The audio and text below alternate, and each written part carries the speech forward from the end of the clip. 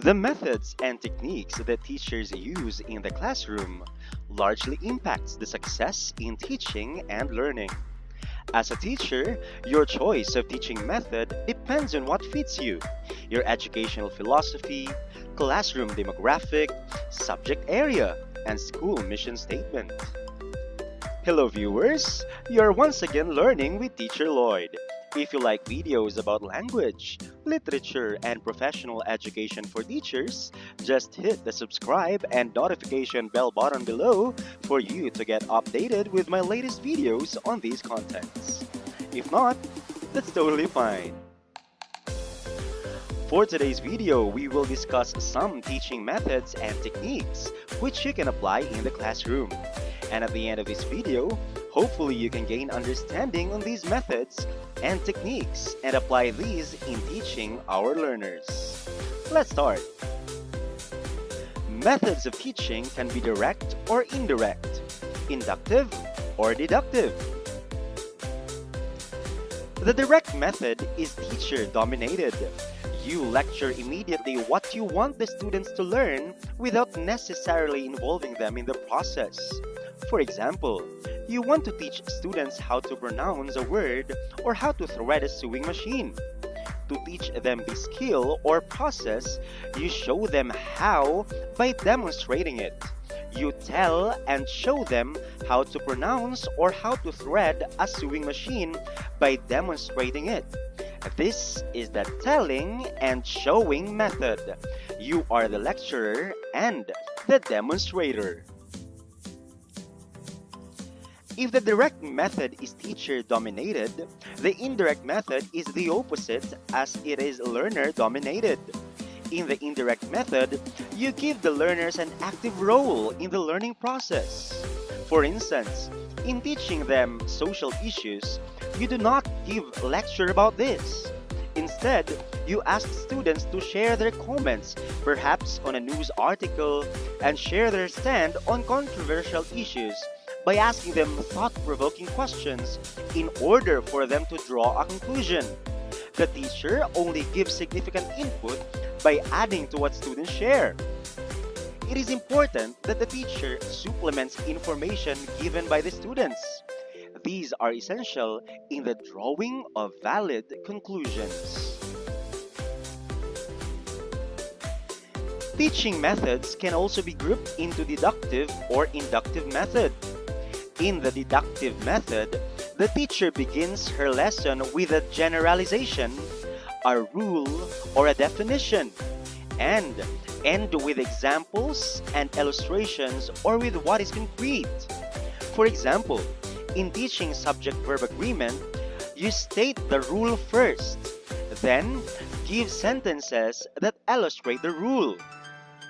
In geometry, using deductive method as a teacher, you state the rule or the formula first on deriving the area of the rectangle.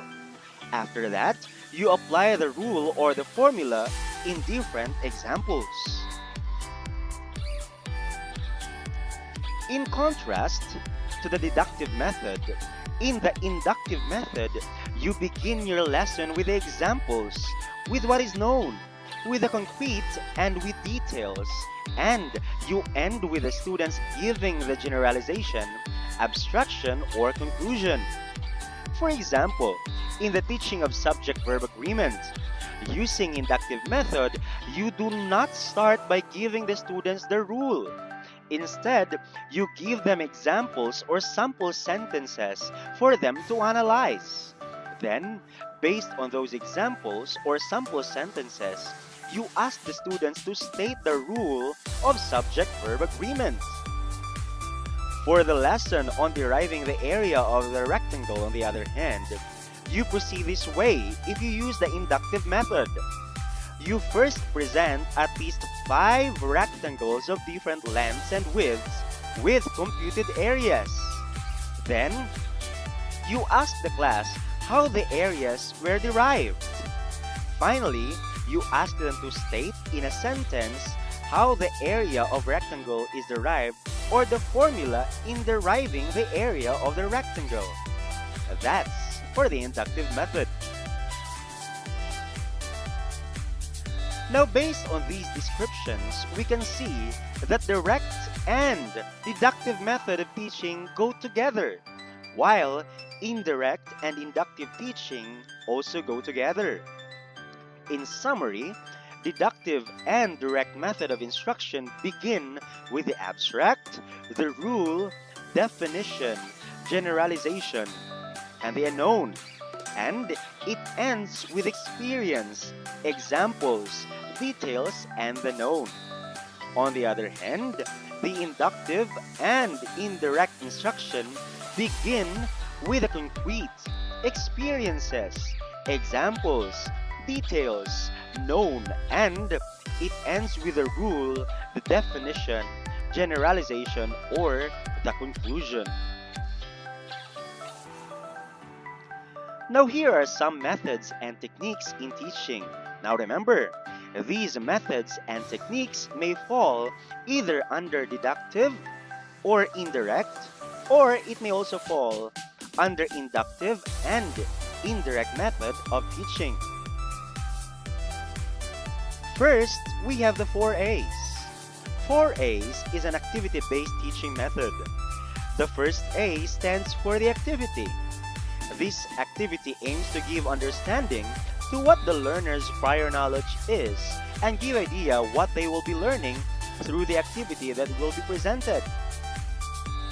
The second A is the analysis, where the teacher asks process questions to the students. Students will then give views and conclude. After this will be the third A, or abstraction, where the students will now give the concept generalization. And finally, the fourth A for the application, which is a practical way of putting on what they learned through different activities. Now, what do you think about the 4A's? Is it direct and deductive, or indirect and inductive? Precisely! It is indirect and inductive. How about this? The 5E's. In this strategy, instructors open a lesson with an activity or a question meant to engage. That's the first E. Engage students, snag their interest, and offer opportunity for them to share what they already know on the subject. This phase might include helping them make connections between their pre-existing knowledge and the new ideas that will come down the pipeline in the lesson or unit. After engage comes the second E, or the explore, in which students carry out hands-on activities. Through their experiments or other interactions with the material, they deepen their understanding of the content. Once they have explored, students attempt to, the next E, explain. Explain what they have learned and experienced with the help of the teacher, who only then explains concepts or terms encountered during exploration. From there, students now elaborate. That's the next E. Elaborate on their understanding, applying what they have learned to the new situations to deepen their skills. In the final phase, students evaluate. That's the last E, reflecting on and providing evidence of their new understanding of the material. So, is 5E's direct and deductive, or indirect and inductive? What do you think? That's right! It is also indirect and inductive, just like the 4A's. How about the lecture method? In this method, the teacher gives a brief introduction of the topic. After the introduction, obviously, is the giving of the body of the lecture and conclusion, which summarizes the major points presented. Well, obviously, this is a direct method of teaching. Next, we have the demonstration performance method. This begins with the explanation of the concepts, followed by the demonstration of the steps, then the student performance, then instructor's supervision, and finally, the evaluation. Now, given these steps, is this method direct or indirect? Inductive or deductive?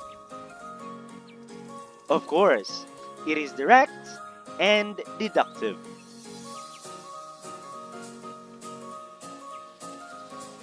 In the 21st century, active learning is widely used. There are also a lot of different activities that may encourage active learning among students. Like, take note of this: think, pair, and share. Think, pair, share, and square. Improve games. Brain writing. Jigsaw. Concept mapping. The 1-minute paper. Real-time reactions. Chain notes. Idea lineup. Mystery quotation. Idea speed dating. Peer review. Quiz caution. Sketch noting. Empathy mapping, and a lot more.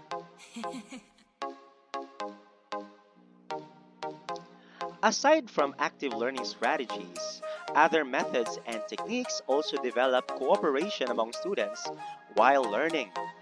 Many of the active learning activities that I have cited a while ago are also cooperative learning activities. Other examples of cooperative learning teaching strategies include numbered heads together, tea party, round robin, right round, carousel, among others.